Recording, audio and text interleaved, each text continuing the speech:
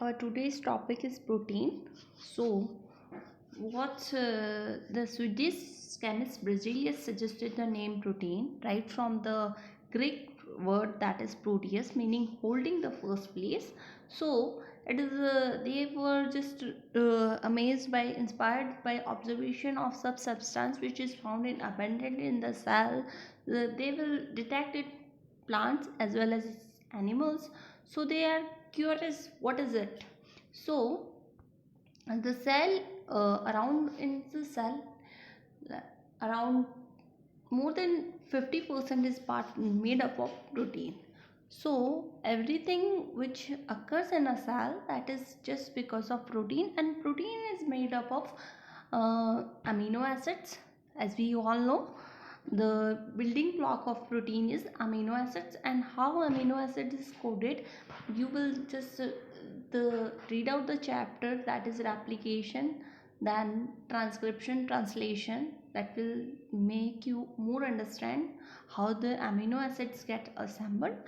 Here I am just explaining what is amino acids. Amino acids are compounds containing carbon, hydrogen, oxygen and nitrogen. Like, you will see the general formula of amino acid, that is a CH group, that is alpha hydrogen, that is one carbon is attached to amino group, that is NH3 group, and other side that it is attached with carboxylic group, that is COO, and the other side is, that is R group. R group decide the polarity of amino acid. It's an interesting fact that R group, due to presence of R group, it is divided in four parts, that is polar, non-polar, hydrophobic and hydrophilic natures. So there is more than 300 amino acids present in the cells. Only 22 amino acids participate in protein synthesis. So you will wonder how many amino acids we have. Only one third, only I can say that is only some part of proteins are actively participating in translation process. So four amino acid, that is leucine, serine, lysine, glutamic acid is most abundant, and tryptophan and methionines are rare proteins.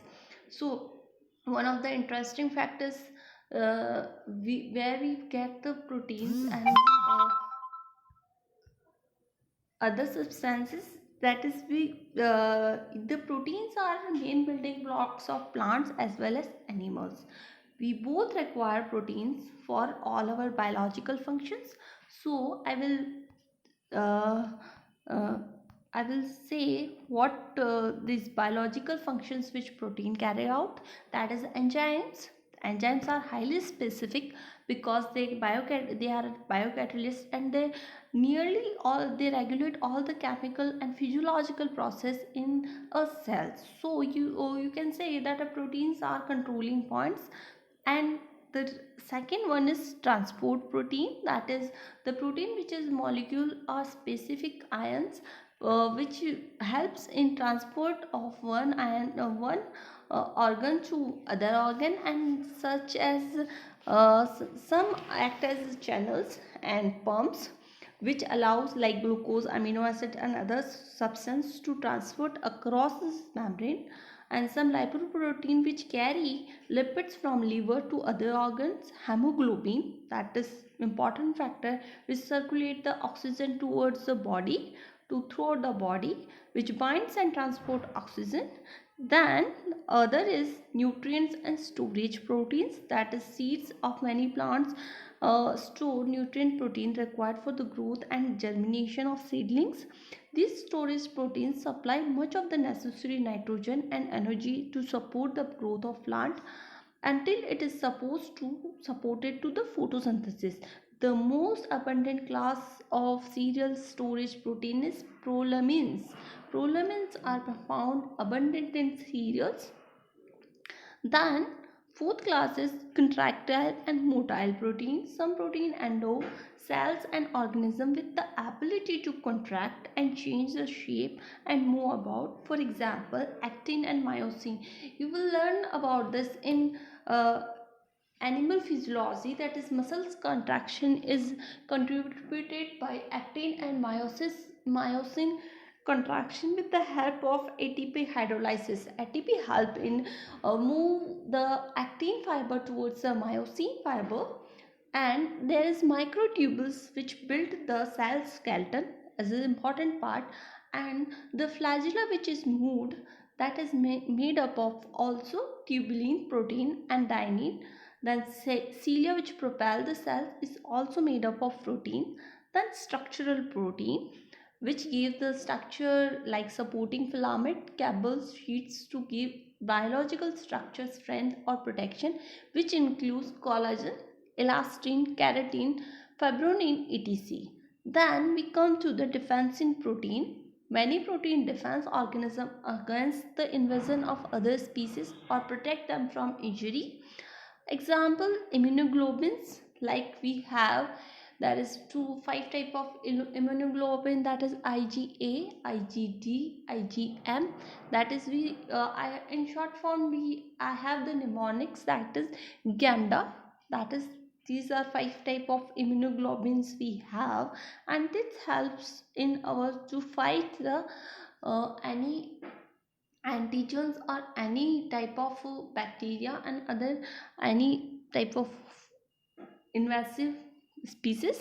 So there is a fibrinogen thrombin, snack venom, bacterial toxins, and this protect our body from snack venoms, bacterial toxin and toxins of plant proteins like such as resin. Resin is present in Resinus communis, that is known as castor oils.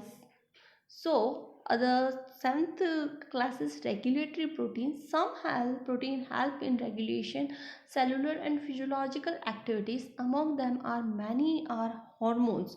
Hormones play an important role in our body because it is formed in one part of the body, but it regulates the other part by signaling. You will learn in high class what is the cell signaling, how hormone function, and in physiology you will study various plant hormone like auxin, zebrelin, cytokinin. So these hormones are help in regulation of the plant. Then other proteins, there are numerous protein which function atypical like monoline, a protein of African plant that is intensively sweet test. You can use as a sweetener, and stevia is another example, and blood plasma of some cold frozen pastors contain antifreeze protein which protect the blood from freezing. So this is the classes of many proteins which help our systems. I am not talking about in plant but in animals also. Here the table indicate like function, that is enzyme catalysis, enzyme glycosidase, protease, polymerase, kinase. These type of enzyme regulate all the physiological activities, defensins, immunoglobulins, then transport circulating, that is hemoglobin, myoglobin, then membrane transporter, sodium potassium pump, proton pump, glucose transporter, support fibers, collagen, keratin and fibrin, motion muscles, actin, myosin regulation, osmotic proteins, that is serum, albumin, gene regulation, that is lac repressor, hormone, insulin, vasopressin, oxytocin, storage, ferritin, casein and calmodulin. Now there are some non-standard amino acids. This is amino acids are not ribosomically incorporated into cells, so they are non-standard. Functions and regulation of protein, that is one protein is like known as 4-hydroxyproline, 5-hydroxylysine, desmosine, N-acetylserine and formylmethionine. And formylmethionine is present as an initiator in prokaryotes. Ornithine and citrulline are the key intermediate which is formed during urea cycle. Cellulose-cysteine, pyrrolysine, this is also a protein. Peptide is a compound consists of the amino acid is linked to peptide bond. Peptide bond is formed by linking carboxylic group to another NH3 group. So they are joined by peptide bond. These are the structures of protein, that is after translation there is a four type of structures in protein have. that is primary structure, secondary structure, tertiary and quaternary structure. These all structures are have some biological importance. First, we study the primary structure. Primary structure consists of only a single chain of amino acid, and this is easily hydrolyzed because there is only a peptide bond present. There is none of other hydrophobic and van der Waals forces have. So it's a simple structure which is formed just by after translation. So the amino acids of adjacent is attached with carboxylic group referred to alpha amino acids. The alpha amino acids are chirals and optically active compounds. All are naturally occurring amino acids found in proteins. Primary or covalent structure. Peptide is a covalent bond. Essential linear. Amino acids are connected together by peptide bonds, so it's form a chain. So now we will discuss the secondary structure. As we seen, the primary structure of protein is linear sequence and it is bonded by peptide bond. There is a peptide bond is usually flat. Next carbon in the chain is opposite. One is there is two chain which fly together and in an anti-parallel manner. Located substrate their peptide, there is another force like hydrogen force and van der Waals force occurs and it will form a secondary structure. So it will form alpha helix or beta sheet. There is a difference between two, that is alpha helix and beta sheet. Alpha helix is right handed, that is it turns in the direction of finger, right hand curl, and thumb in opposite direction. It's like a thumb rule. The alpha helix has 36 residue per turn, and pitch is the distance between helix arises and along axis per turn, that is 5.4 angstrom. The alpha helix protein have average length is 12 residue which corresponded 3 helical strand and 18 angstrom long. Another term, another is beta sheet. Beta sheet, the Pauling and Corey postulate this existence of secondary structures beta sheets. Beta sheets are the beta hydrogen bonding occur between neighboring polypeptide chain rather within alpha helix. Alpha helix there is no hydrogen bonding, but in beta sheet there is a hydrogen bonding. In beta sheet plated, the polypeptide form linear zigzag with alternate side chain projecting up and down to opposite side of sheet. Two side residue repeats at distance 7 angstrom.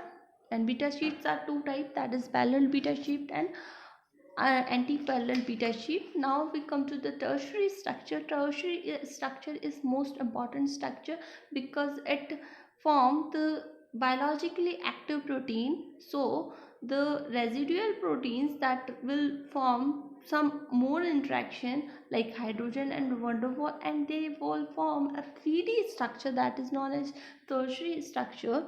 This is non-covalent and disulfide bond stabilize the tertiary structure. The tertiary organization make the final protein stereochemically active. The all bond angles and physical size as well accommodated. All polar atoms are hydrogenly bonded with hydrophobic surface buried and the protein interior for stability. For the core is densely packed by van der Waals forces and hence the stability. Van der Waals force are the interaction between electron of adjacent atom. They interact to hold the atoms together as they are tough but also resist compression and maintain the volume.